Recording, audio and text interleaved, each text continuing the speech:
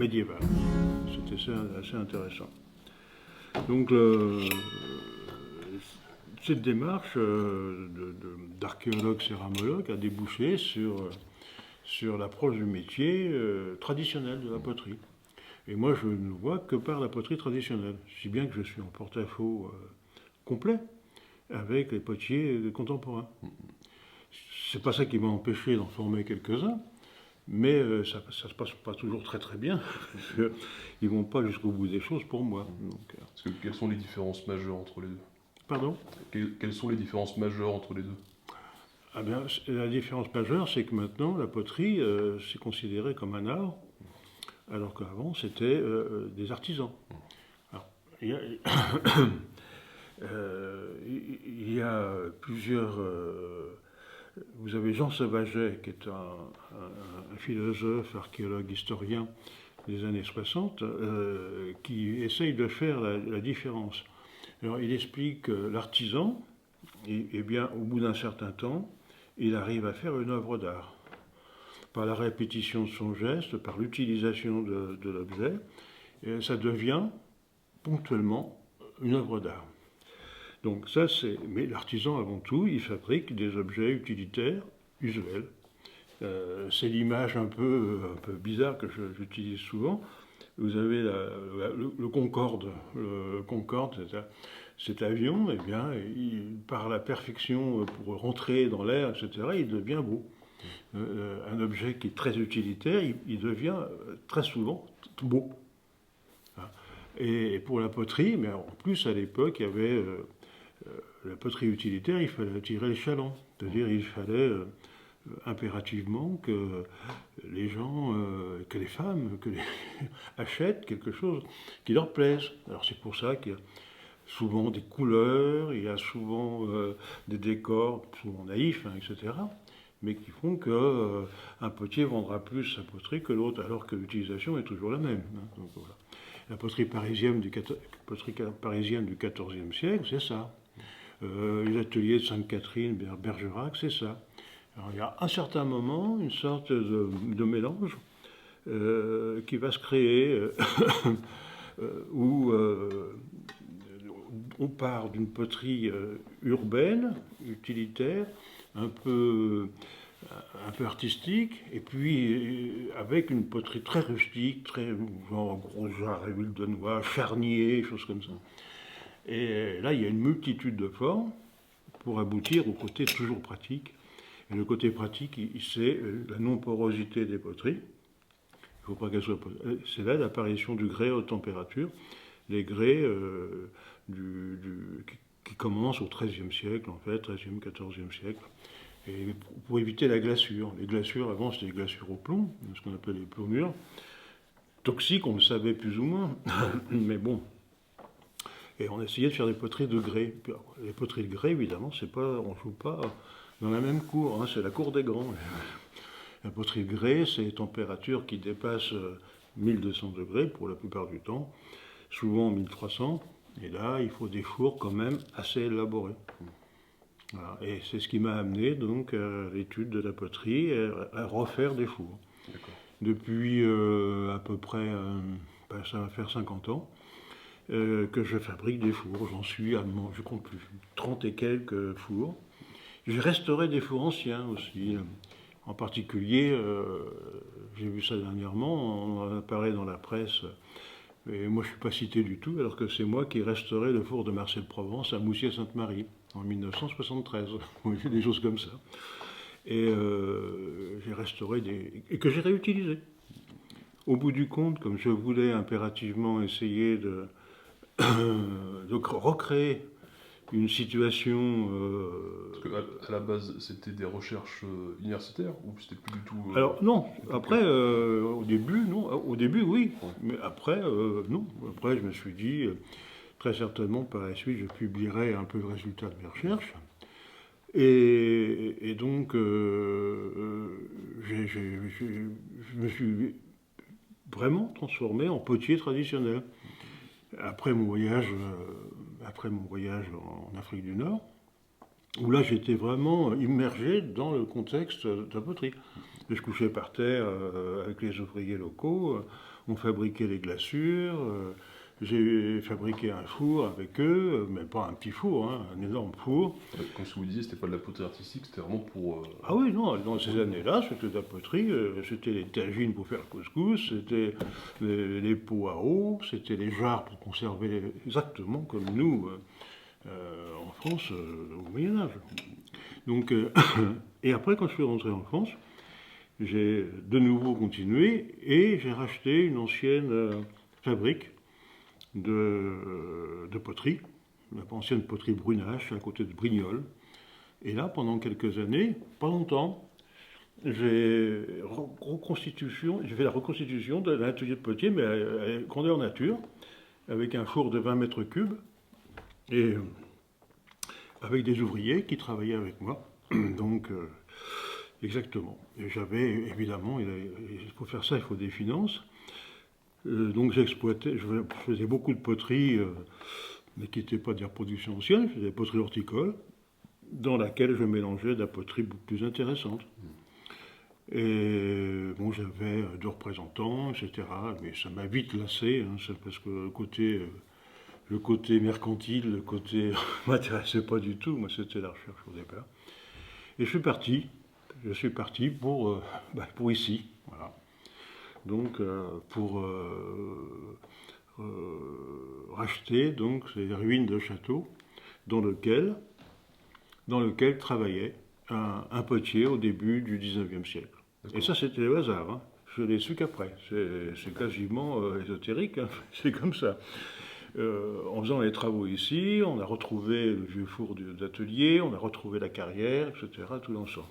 La carrière aussi? Oui, la carrière, oui. On fabrique notre terre nous-mêmes. D'accord. En fait, ici, en dehors du contexte relativement récent des obligations sanitaires, on utilise une glaçure maintenant, une glaçure obligatoirement conforme aux normes européennes. Ça n'a pas un résultat toujours très très probant. Hein, donc. Et dans certains cas, pour les reproductions anciennes, j'utilise et je fabrique moi-même les glaçures anciennes. Voilà. Alors le travail, il est vraiment très particulier.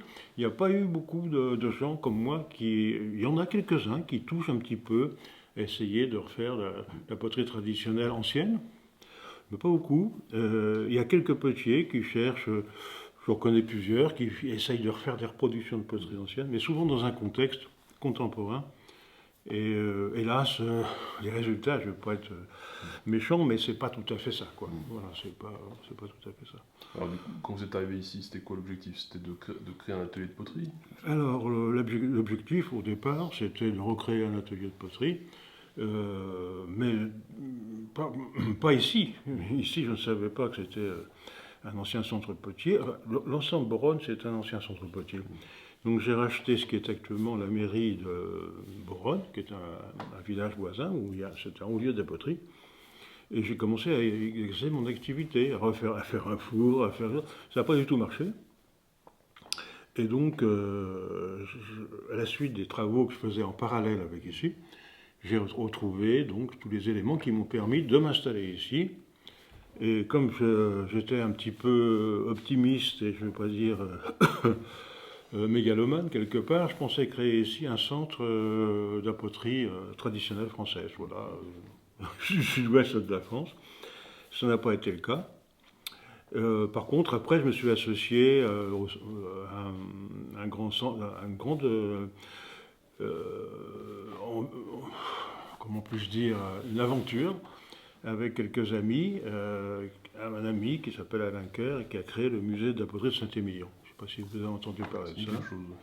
Donc c'était un très grand potier, un très grand musée, mais qui n'a pas tenu la route, parce que tout ce qui concerne le patrimoine, je suis désolé, mais en ce moment, ça n'a pas la cote. Ça n'a pas la cote. Voilà.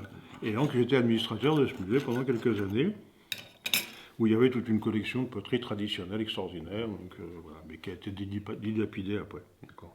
Alors ici, vous faisiez des stages de formation sur la poterie? Non. Ici, j'ai pris quelques stagiaires de temps en temps.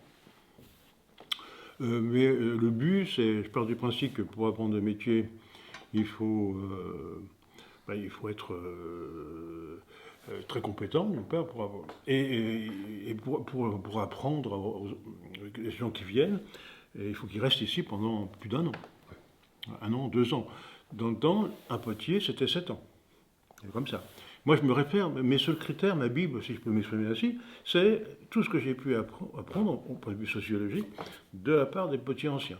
Voilà. Et j'ai eu la chance extraordinaire, au début des années 70, de rencontrer une dame qui était la fille d'un ancien centre potier de Gers, et qui, par le menu, au long des soirées, m'expliquait la vie en 1900.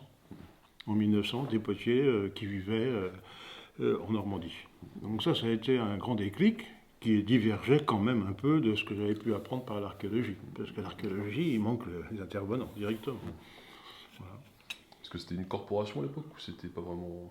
Ça s'organisait pas vraiment? Ça dépend des régions. Mais oui, il y a des corporations. Il y a des corporations. Mais bon, quand on regarde ce qui se passe, il n'y a plus personne.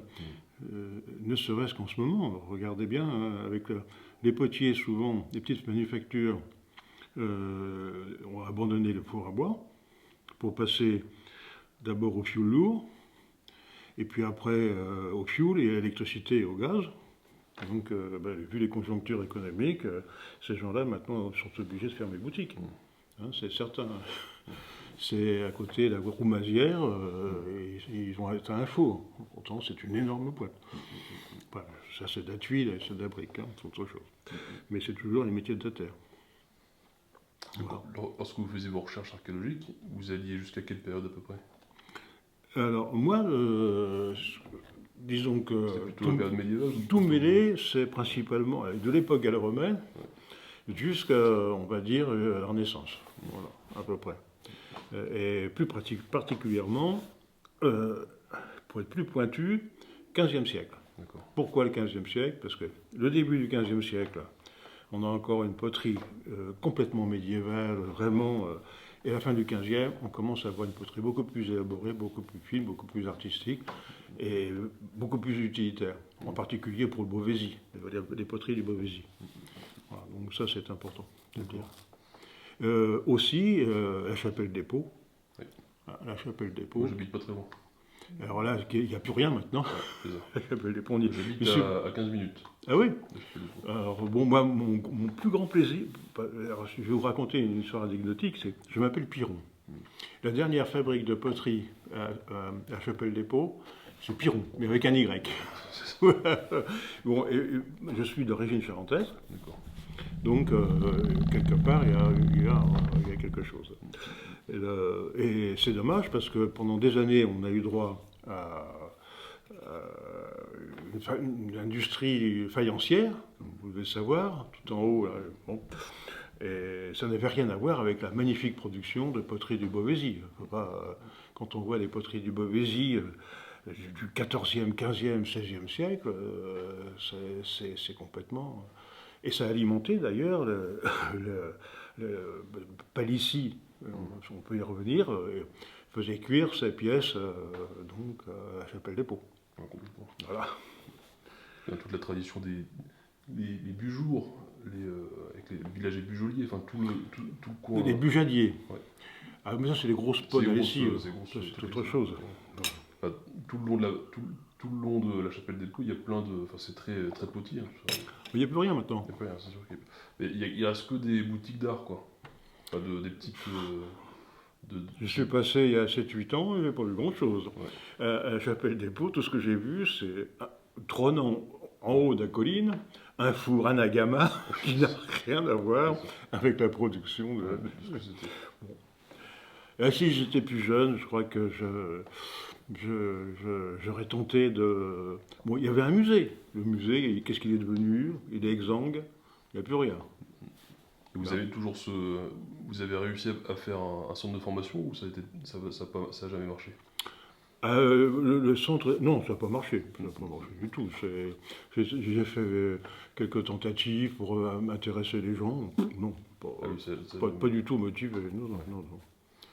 Donc, en plus j'ai un caractère un peu difficile, c'est pas facile, hein, donc les faire des demandes, etc., des papiers, des dossiers pour obtenir des subventions, ça m'a pas du tout intéressé.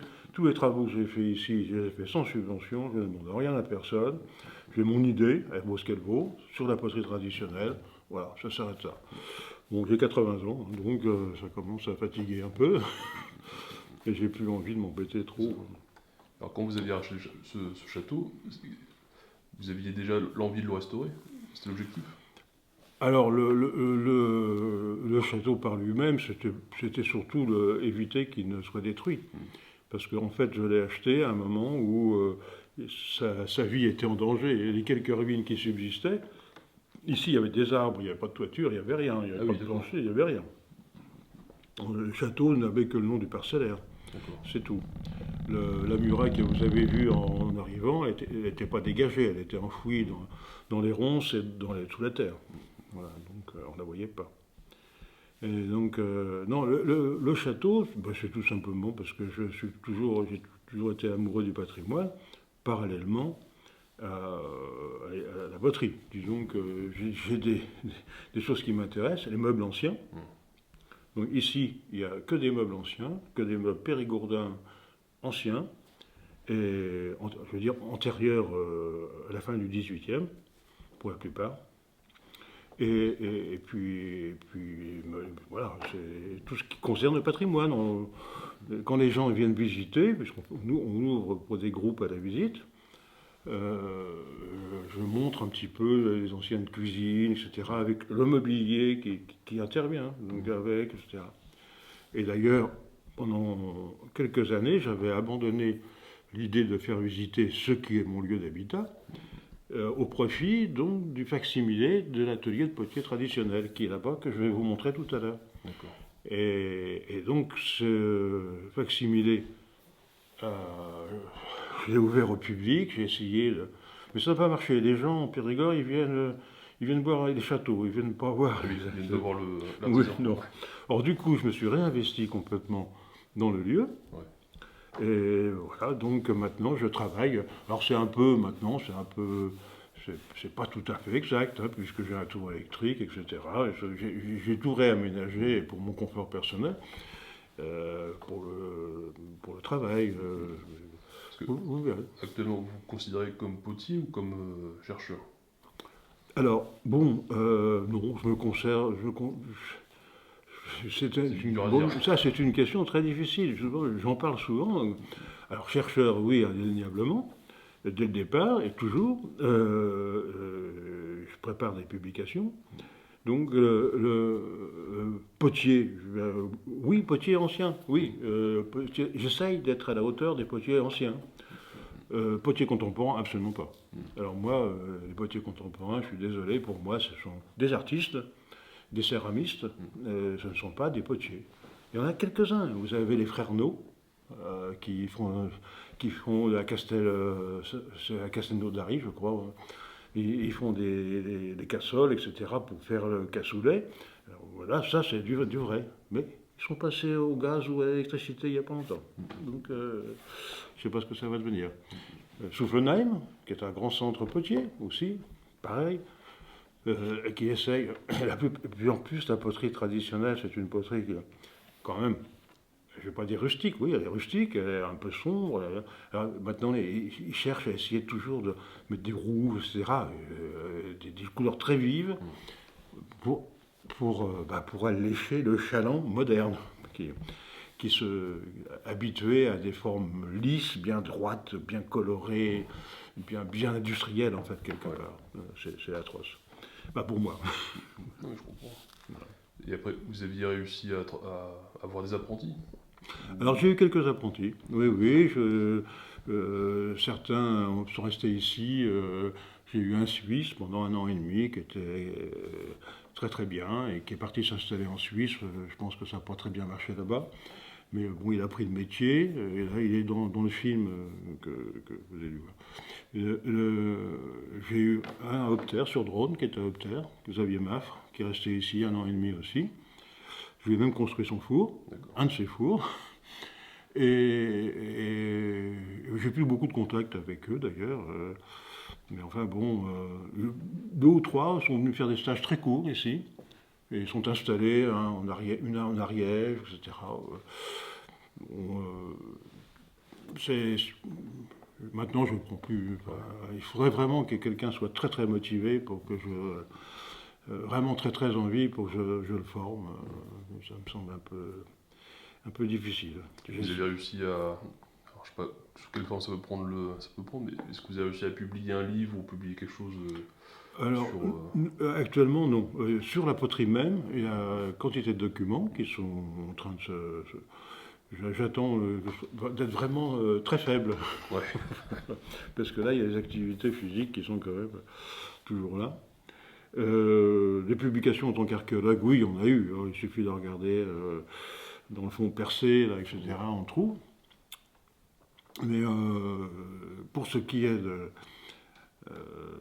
des publications, bon, il y a eu des articles, hein. Par contre sur moi, il y a eu quantité de choses qui ont été publiées où, je ne sais pas, je ne suis pas un homme intéressé par ma publicité, en fait.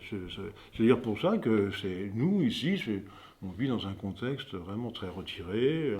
On a des clients habituels Alors, de plus en plus, les gens. Alors, ça, c'est relativement nouveau, depuis le coronavirus. Ils aiment bien intégrer dans leur cuisine la poterie, d'abord traditionnelle, parce qu'ils se sont rendus compte qu'on cuisinait quand même, il y avait d'autres goûts. Alors, on a une clientèle, je ne vais pas dire d'écolo un peu, Oui. quelque part. Bon. Et puis, on a une clientèle aussi de gens qui viennent de loin, qui viennent parce qu'ils sont intéressés par les reproductions anciennes. Je fais des travaux sur commande, je fais des épis de fêtage, je fais des choses comme ça. Et donc, et sinon, l'été, vous avez le touriste lambda qui vient et qui visite des lieux et qui bien achète de la poterie, comme si j'étais verrier, j'achèterais du verre, Oui. ou si j'étais vannier, j'achèterais de la vannerie. Voilà. C'est un peu... Votre activité financière, c'est quoi? Vous arrivez à vivre de la poterie? Ah oui, oui, toute ma vie, j'ai vécu de la poterie. Enfin, toute ma vie, dès que je me suis installé potier, en 1972, j'ai vécu de mon métier. D'accord. Et j'en suis fier. Voilà. Plus ou moins bien. Ouais. Mais déjà, vous avez pu restaurer le château, c'est déjà pas mal. Ah ben, j'ai tout fait tout seul. Hein. Donc ici, j'avais pas de subvention, j'ai rien eu. J'ai tous les travaux que vous voyez ici, c'est moi qui les ai faits tout seul. Hein. Donc, C'est des travaux du sol au plafond. C'est des travaux qui ont duré combien de temps? 40 ans, 40 ans. voilà, à peu près. Ouais, sacré boulot. Vous voulez qu'on passe à l'atelier? Oui, on va y passer, oui. Parce que C'est très intéressant.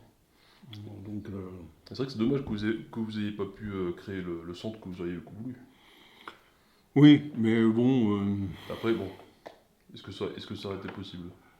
je sais pas, parce qu'il faut être alimenté, hein, c'est-à-dire il faut trouver des gens qui s'y intéressent. Vous avez, je sais pas comment ça se passe, vous avez Sadirac, donc vous avez Gers. À Gers, ils ont fait la maison de la poterie, donc très très longtemps après. Monsieur Le Guen, qui est un des responsables, souvent je suis en contact avec lui par Facebook, donc ils essayent de faire des choses. Vous avez le site extraordinaire de Cliuscla. Je connais pas. Alors Cliuscla, c'est dans la vallée du Rhône, vers Montélimar. Et il y a 70 ans, 60 ans à peu près, il y a un monsieur un peu dans le même style que moi qui a décidé de restaurer un ancien centre potier, Cliuscla, et qui il y avait le four, les bacs de navigation, il y avait tout. Il a créé avec ses enfants, Olivier et Nicolas Sourdive, à refaire quelque chose d'assez extraordinaire. Moi, j'ai participé à la fin d'opération de façon très anecdotique. Et donc, ça tenait la route. Ils vendaient de la poterie qui avait une gueule, quelque chose, dans l'esprit des sgraffiato méditerranéens. D'accord. C'est le graphisme méditerranéen. Voilà. Et après, c'est tombé en quenouille, parce que justement, ce qu'ils essayaient de promouvoir, mais c'était pas possible. Maintenant, il y a une association, c'est repris, c'est considéré comme patrimoine vivant, je sais pas quoi, un truc comme ça. Et ils vivent comme ça, avec des subventions. Ben, c'est pas sûr, mais je crois que c'est surtout avec des subventions. Donc c'est pas facile d'avoir une activité. Alors vous avez aussi d'autres potiers qui font de la poterie horticole du côté de, je crois que c'est Montauban ou Albi. C'est Albi. Ils essayent de tenir le coup, mais pour combien de temps? Pas évident.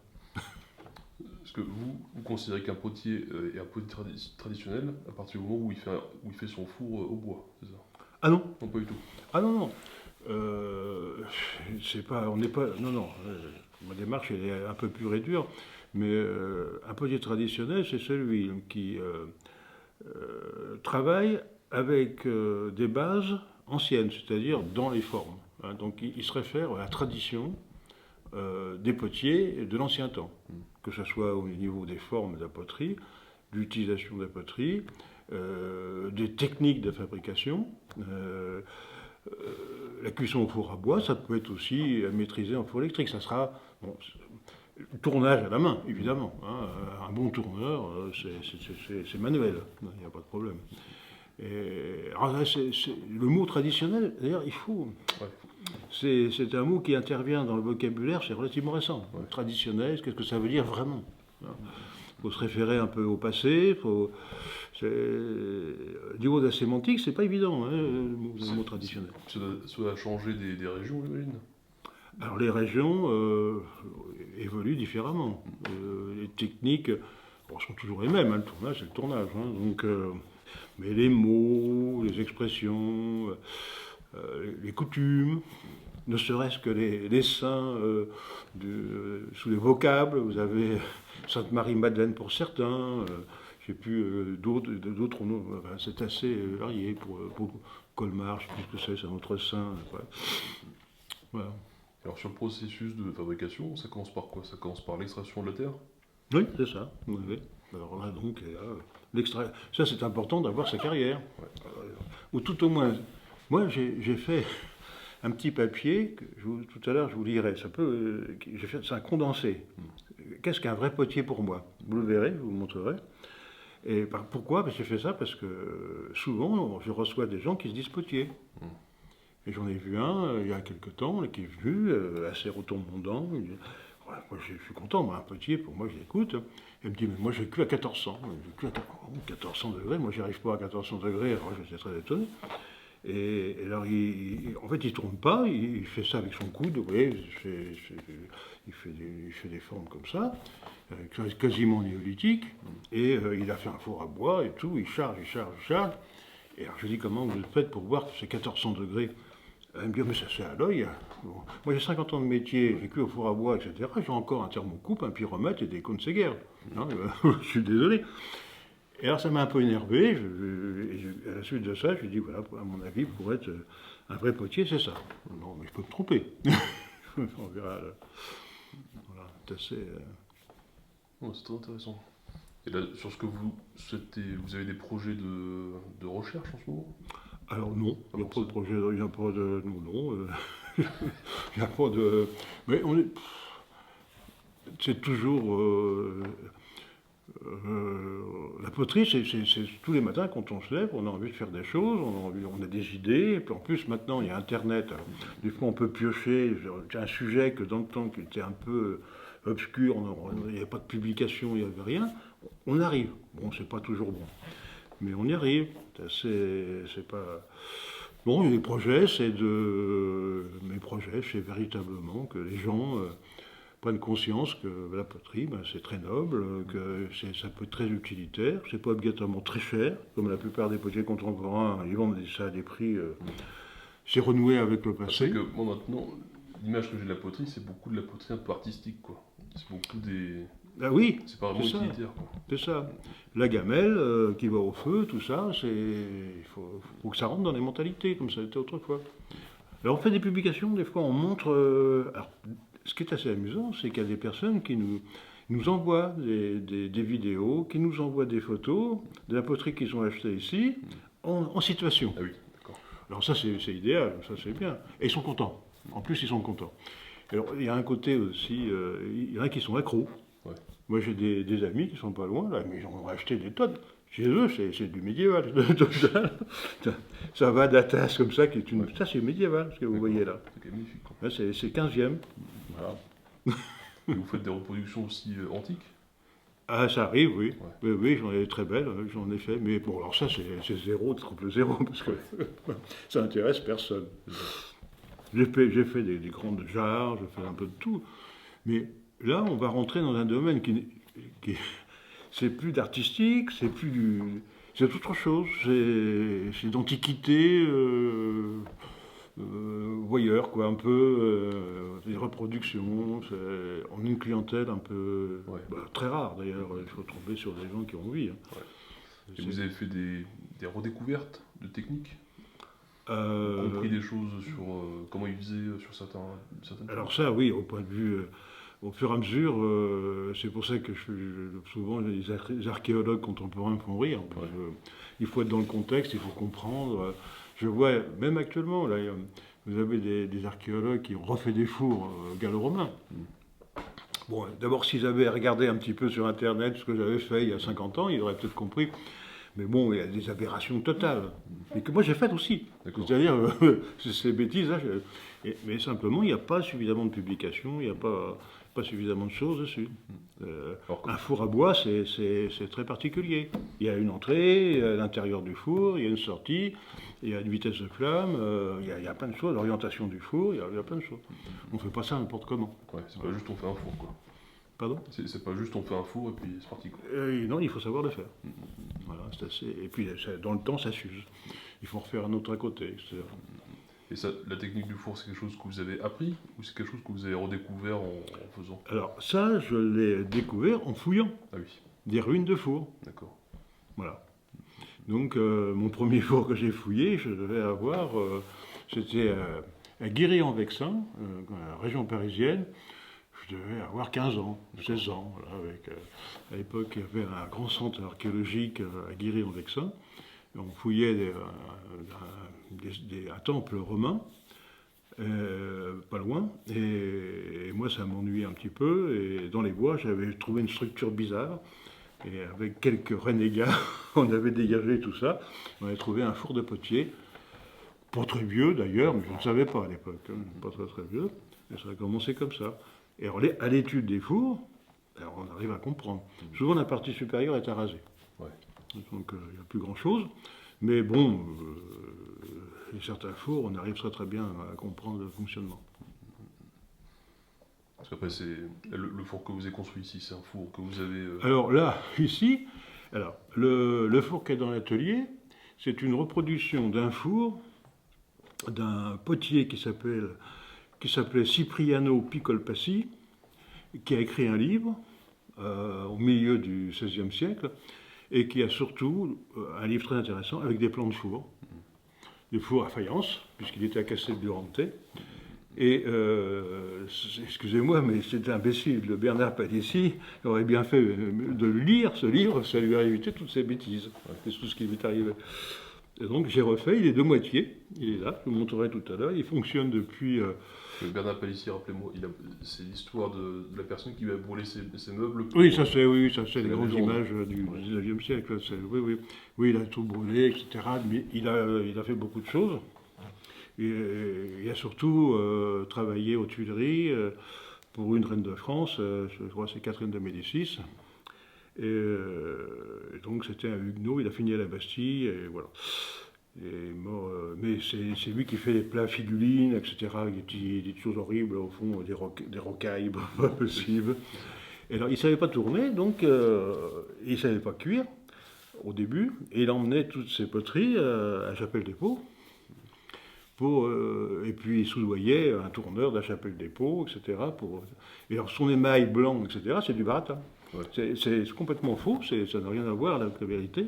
Parce que la Chapelle-des-Paux, c'était une terre un peu brune, ils mettaient de l'engobe par-dessus, blanc, et ça fait comme un émail. Mais c'était... Oui, c'est comme tous les mailles. Ouais. Et donc, sa recette de l'émail, c'est pas ça. Ouais. C'est autre chose. C'est un grand falsificateur. D'accord. D'ailleurs, j'ai fait une publication à ce sujet, donc, il y a quelques années. Je remets les pendules à l'heure. Ouais. Voilà. C'est très intéressant. Vous avez des retours sur ce genre de publication? Ah ben les gens, ils sont étonnés. Voilà. Ils sont étonnés, ils ne savaient pas, ils ne connaissaient pas ce côté-là du personnage. Voilà. Et quand on lit Bernard Palissy, on se rend compte que c'est le premier qui... Parce que c'est un grand touche-à-tout. Il a travaillé sur l'amendement des sols, sur comment cultiver, sur les fossiles, etc. C'est un grand découvreur, hein, un humaniste intéressant, pour ce qui est. Mais c'est lui qui a fait payer. Il faisait des conférences à Paris. Et c'est le premier conférencier qui a fait payer ses entrées. D'accord. C'est amusant. Mais c'était... Peut-être que je confonds, mais c'était pas lui qui revenait de Chine et Ah non. Il a vu... Non, c'était... Non. La Chine, non, c'est de petits revenants de Chine, en dehors de Japon, en dehors de Licht, qui est un contemporain. C'est quoi la technique qui est en Chine d'émail particulière là? Ah, le kaolin, non, le kaolin, vous ça avez n'a le rien à kaolin, voir. oui. Non. Ça vient de Kaoling, la montagne blanche. Ah oui, d'accord. Voilà. Autre chose. Mais le kaolin, la porcelaine, la faïence, c'est un autre domaine que celui de la poterie.